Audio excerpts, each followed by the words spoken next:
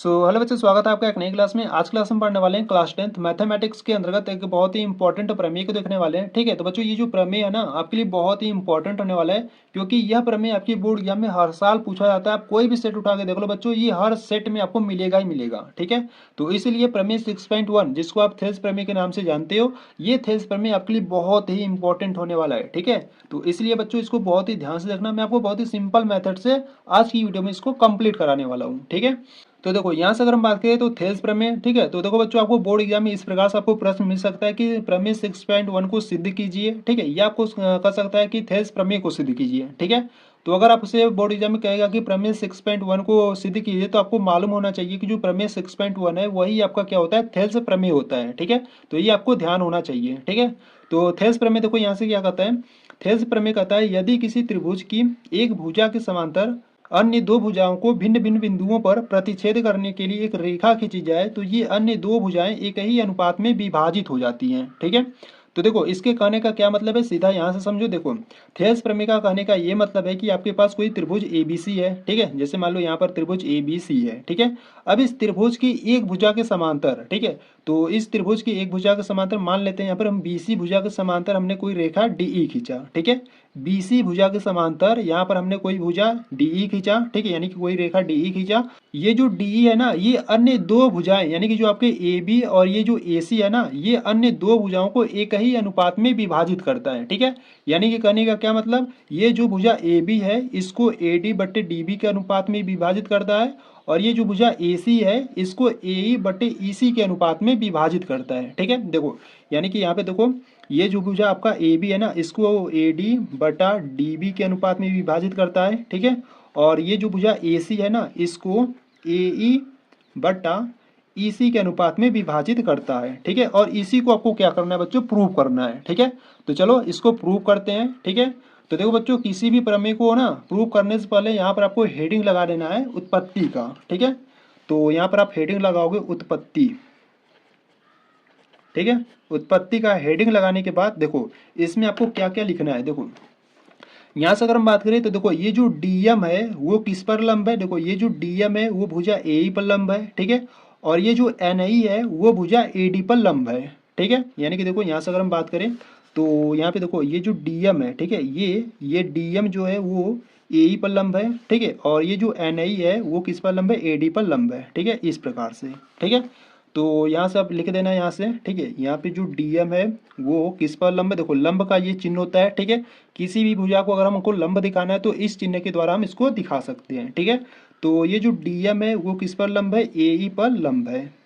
ठीक है, वह और ये जो NI है, ठीक है, और ये जो NE है वो किस पर लंब है, वो AD पर लंब है। ठीक है, इस प्रकार से लिख लेना है। ठीक है, तो हमको क्या सिद्ध करना है, तो हमें सिद्ध करना है। ठीक है, तो हमें सिद्ध करना है, हमको क्या सिद्ध करना है, हमको यह सिद्ध करना है कि अगर BC भुजा के समांतर हमने कोई रेखा DE खींचा, तो ये जो अन्य दो भुजाएं AB और AC है ये एक ही अनुपात में विभाजित हो जाती हैं। ठीक है, यानी कि हम AB को हम क्या लिख सकते हैं, AB जो है बच्चों वो आपका AD बटे DB के अनुपात में विभाजित हो जाएगा। ठीक है, और ये जो AC है वो AE बटे EC के अनुपात में विभाजित हो जाएगा। ठीक है, तो इसी को हमको क्या करना है, प्रूव करना है। ठीक है, तो चलो प्रूव करते हैं। देखो उत्पत्ति के बाद आपको रचना का हेडिंग लगा देना है। ठीक है, उत्पत्ति के बाद आपको रचना का हेडिंग लगाना है। ठीक है, रचना में आपको लिखना है बच्चों, देखो B को E से मिलाया, ठीक है, D को C से मिलाया। ठीक है, या आप इस प्रकार से भी लिख सकते हो, E को B से मिलाया, C को D से मिलाया। ठीक है, किसी भी प्रकार से आपको इस प्रकार से लिख देना है। ठीक है, तो यहाँ से लिख दो B को E से मिलाया। ठीक है, देखो B को E से, ठीक है, देखो B को E से, C को D से। ठीक है, वह C को D से मिलाया। ठीक है, इस प्रकार से लिख दो। अब देखो यहाँ से अगर हम बात करें तो यहाँ से देखो हमको प्रूव करना है AD बटा DB is equal to AE बटा AC। ठीक है, इसको प्रूव करने के लिए हमको त्रिभुज का क्षेत्रफल लगाना होगा। ठीक है, देखो यहाँ से अगर हम बात करें त्रिभुज ADE में, ठीक है, त्रिभुज ADE का अगर हम बात करें तो इसका क्षेत्रफल क्या होगा, देखो यहाँ से पहले देखो त्रिभुज का क्षेत्रफल बच्चों आपको याद होना चाहिए। ठीक है, तो यहाँ पर मैं आपको पहले बता देता हूँ। ठीक है, देखो त्रिभुज का क्षेत्रफल पहले होता क्या है, ठीक है, ये आपको याद होना चाहिए। त्रिभुज का जो क्षेत्रफल होता है वो होता है 1/2 गुणे आधार होता है गुणे ऊंचाई होता है। ठीक है, त्रिभुज का क्षेत्रफल क्या होता है 1/2 गुणे आधार गुणे ऊंचाई होता है। ठीक है, तो यहाँ से अगर हम बात करें, देखो त्रिभुज ए डी ई में, ठीक है, तो यहाँ से लिखो त्रिभुज ए डी ई का क्षेत्रफल। देखो त्रिभुज ए डी ई का क्षेत्रफल, ठीक है, त्रिभुज ए डी ई का क्षेत्रफल, ठीक है, और बट्टे में ले लो त्रिभुज डी ई बी का क्षेत्रफल। ठीक है, बट्टे में क्या लोगे, बट्टे में आप लोगे त्रिभुज डी ई बी का क्षेत्रफल।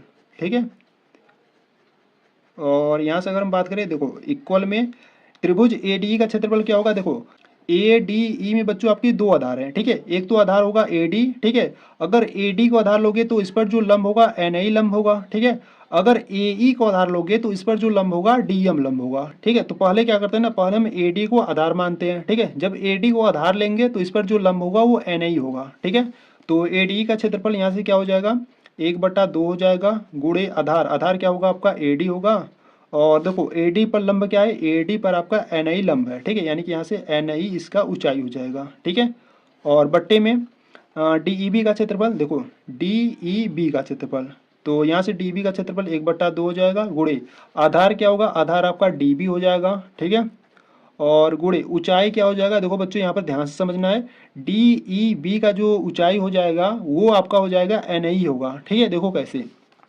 ये जो आपका त्रिभुज है ना डी ई बी, ये आपका त्रिभुज कुछ इस प्रकार से है। देखो ये जो आपका त्रिभुज है कुछ इस प्रकार से है। ठीक है, समझो इसको। ठीक है, बहुत सारे स्टूडेंट को यहाँ पर प्रॉब्लम होती है। ठीक है, तो बच्चों देखो ये आपका त्रिभुज डी, ठीक है, और यहाँ पर आपका बी है और ये आपका ई है। ठीक है, तो देखो बच्चों यहाँ से अगर हम बात करें तो यहाँ पे देखो इसको क्या करो ना, इस प्रकार से आगे बढ़ा लो। ठीक है, इस क्या करो, इस आधार को थोड़ा सा आगे बढ़ाओ इस प्रकार से, और इस प्रकार से इसको लो। ठीक है, तो देखो बच्चों ये आपको लंब मिल रहा है। ठीक है, तो यहाँ पर जो आपका बिंदु है वो आपका एन है। ठीक है, इसलिए बच्चों यहाँ से जो आपका डी ई बी में जो लंब होगा वो क्या हो जाएगा एन ई हो जाएगा। ठीक है, तो त्रिभुज डी ई बी का क्षेत्रफल 1/2 गुणे आधार आपका डी बी हो गया। ठीक है, देखो आधार आपका ये डी बी हो गया। ठीक है, ऊंचाई की बात करेंगे तो ऊंचाई आपका एन ई होगा। ठीक है, ऊंचाई आपका क्या होगा एन ई होगा। ठीक है, तो देखो यहाँ से अगर हम बात करें तो यहाँ से देखो 1/2 कैंसिल आउट हो जाएगा। ठीक है, और यहाँ से एन आई और एन आई ये भी कैंसिल आउट हो जाएगा। ठीक है, यानी कि यहाँ से आपका क्या बचेगा,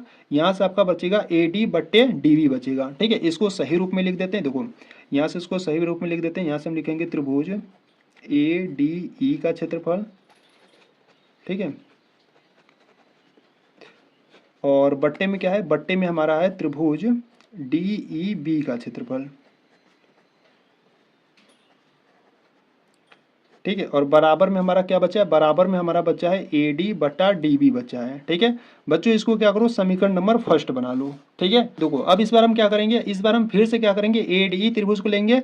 इस बार हम क्या करेंगे ए ई को आधार लेंगे। ठीक है, अगली बार हमने यानी कि इस बार हमने क्या किया था ए डी को आधार लिया था। ठीक है, तो ए डी को तो हमने ले लिया, अब इस बार क्या करेंगे ए ई को आधार लेंगे। ठीक है, तो देखो यहाँ से अगर हम बात करें तो यहाँ से आप लिखोगे, यहाँ से आप लिखोगे पुनः माना। ठीक है, पुनः माना त्रिभुज ए डी ई का क्षेत्रफल, त्रिभुज ए डी ई का क्षेत्रफल, और बट्टे में त्रिभुज, देखो त्रिभुज ए डी ई का क्षेत्रफल ले लो, और इस बार क्या करो त्रिभुज ई डी सी का क्षेत्रफल ले लो। ठीक है, त्रिभुज ई डी सी का क्षेत्रफल। ठीक है, बराबर में देखो ए डी ई का क्षेत्रफल क्या हो जाएगा 1/2 गुणे आधार क्या होगा, देखो ए डी ई में इस बार हम क्या करेंगे ए ई को आधार लेंगे। ठीक है, तो यहाँ से हो जाएगा आपका आधार ए ई हो जाएगा। ठीक है, ऊंचाई क्या हो जाएगा, देखो ए ई पर आपका क्या लंब है, ए ई पर डी एम लंब है। ठीक है, ए ई पर डी एम लंब है। ठीक है, तो यहाँ पर जो ऊंचाई हो जाएगा वो आपका डी एम हो जाएगा। ठीक है, बट्टे में त्रिभुज ई डी सी का क्षेत्रफल क्या हो जाएगा 1/2 गुणे आधार क्या हो जाएगा, देखो ई डी सी कहो या ई सी डी कहो। ठीक है, एक ही बात है। तो इसका जो आधार होगा ई सी हो जाएगा। ठीक है, इसका जो आधार होगा वो ई सी हो जाएगा गुणे ऊंचाई क्या हो जाएगा, देखो देखो बच्चों इसमें भी ना जो त्रिभुज आपका ई सी डी है या ई डी सी जो है ना, इसमें जो आपका ऊंचाई होगा वो आपका डीएम ही होगा। ठीक है, जैसे हमने इसमें जो समझे थे ना, इस प्रकार से इसमें भी आपका इसी प्रकार से ये त्रिभुज है और इसमें जो आपका ऊंचाई होगा यही वाला ऊंचाई होगा। ठीक है, देखो इस प्रकार से आधार को आगे बढ़ाओगे और इस प्रकार से इसको डॉट डॉट करोगे तो यही आपको क्या मिलेगा, लंब मिलेगा। ठीक है, तो लंब आपको क्या मिलेगा, आपको डीएम लंब मिलेगा। ठीक है, तो इसका जो ऊंचाई यानी कि जो लंब होगा वो आपका डीएम ही होगा। ठीक है, तो इसको सॉल्व करते हैं। देखो यहाँ से 1/2 कैंसिल आउट हो जाएगा। ठीक है, और यहाँ से डीएम डीएम कैंसिल आउट हो जाएगा। ठीक है, सिर्फ यहाँ से आपका बचेगा ए ई बट्टा ई सी बचेगा। ठीक है, इसको क्या करो, समीकरण नंबर 2 बना लो। ठीक है, समीकरण नंबर 1 बन गया, समीकरण नंबर 2 बन गया। ठीक है, तो यहाँ से देखो बच्चों, यहाँ से अगर हम बात करें ना, ये आपके दो समान भुजा हैं। ठीक है, यानी कि देखो समान भुजा पर बने त्रिभुज का क्षेत्रफल बराबर होता है। ठीक है, ये आपको मालूम होना चाहिए। ठीक है, तो यहाँ से मैं लिख देता हूँ। ठीक है, देखो इसीलिए एरिया ऑफ त्रिभुज जो आपका देखो ये समान भुजा पर, ठीक है, समान भुजा पर बने त्रिभुज का जो क्षेत्रफल होता है वो बराबर होता है। ठीक है, तो ये जो आपके समांतर दो रेखाएं हैं इन पर जो त्रिभुज बने गए हैं वो कौन कौन से, देखो एक तो है आपका डी ई बी है। ठीक है, कौन सा त्रिभुज है, एरिया ऑफ त्रिभुज डी ई बी है।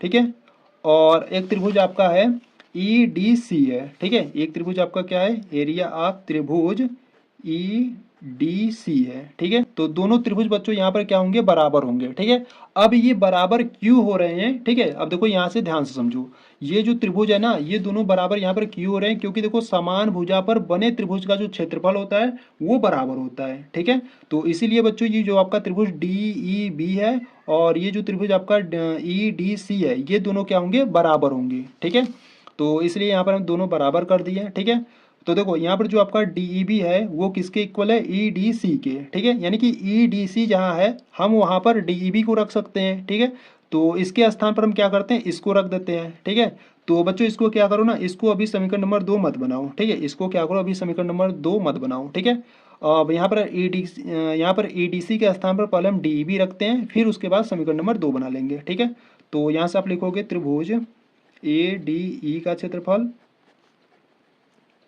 ठीक है, बट्टे में त्रिभुज, देखो ईडीसी के स्थान पर हम क्या रख सकते हैं, देखो ईडीसी जो है वो किसके इक्वल है, डीईबी के इक्वल है। ठीक है, यानी कि इसके स्थान पर हम क्या रख सकते हैं, इसके स्थान पर हम रख सकते हैं डीई बी। ठीक है, डीईबी का क्षेत्रफल, और बराबर में आपका क्या था, बराबर में आपका था एई बट्टा में ईसी था। ठीक है, इसको क्या करो, इसको समीकरण नंबर 2 बना लो। ठीक है, तो देखो बच्चों यहाँ से अगर हम बात करें समीकरण नंबर 1 और समीकरण नंबर 2 से, ठीक है, तो देखो समीकरण नंबर 1 है आपके पास त्रिभुज एडीई का क्षेत्रफल बट्टे त्रिभुज डीईबी का क्षेत्रफल। ठीक है, और समीकरण नंबर 2 है आपके पास त्रिभुज एडीई का क्षेत्रफल बट्टे त्रिभुज डीईबी का क्षेत्रफल।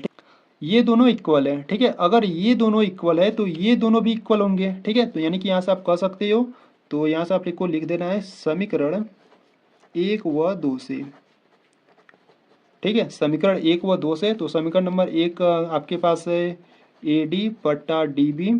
ठीक है, बराबर में समीकरण नंबर 2 है आपके पास ए ई बट्टा ई सी। ठीक है, और इसी को बच्चों आपको क्या करना था, इसी को आपको प्रूव करना था। ठीक है, तो इस प्रकार से ये क्या हो गया, प्रूव हो गया। ठीक है, तो बच्चों इस प्रकार से आपको थेल्स प्रमेय को प्रूव करना था। ठीक है, ये जो थेल्स प्रमेय बच्चों आपके लिए बहुत ही इंपॉर्टेंट है। ठीक है, अगर इसमें आपको कुछ भी डाउट है ना तो एक बार वीडियो को फिर से देखना है और अच्छे तरीके से समझ लेना है। ठीक है, अगर आपको थेल्स प्रमेय का विलोम अच्छे तरीके से क्लियर रहेगा तो जो आपका प्रश्नावली 6.2 है ना उसको बहुत ही अच्छे तरीके से सॉल्व कर पाओगे। ठीक है, तो बच्चों अगर आप थेल्स प्रमेय का विलोम देखना चाहते हो तो बच्चों आपको क्या करना है, प्लेलिस्ट को चेकआउट कर लेना है, वहां पर आपको थेल्स प्रमेय का विलोम मिल जाएगा। ठीक है, तो अगर आपको ये वीडियो अच्छी लगी तो वीडियो को लाइक करना, चैनल पर नए हो तो चैनल को सब्सक्राइब कर देना। ठीक है, तो चलो मिलते हैं नेक्स्ट वीडियो में, तब तक के लिए जय हिंद जय भारत।